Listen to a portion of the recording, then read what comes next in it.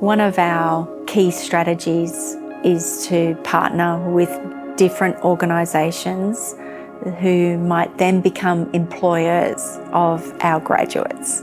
So employability is a key university outcome for our graduates. The universities are always hoping that we will maximise our employability of our students.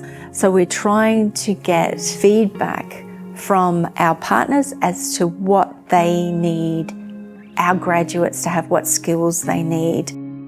What is an entry-level graduate physiotherapist?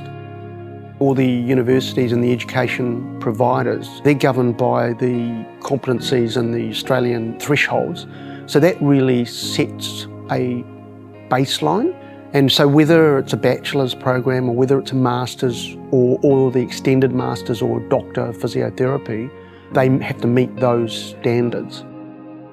One of the important reasons for universities to engage with the profession is so that we maintain an understanding of what the profession needs from our graduates, what the profession needs our graduates to look like, and how we make our graduates or prepare our graduates for current clinical practice, and that's across a broad range of clinical practice areas as well.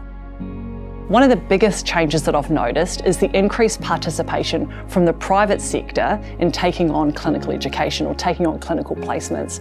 And this has been really important because it's given our students so many more opportunities to experience the private sector, and the private sector is starting to see some of the benefits of being able to host students in their own settings.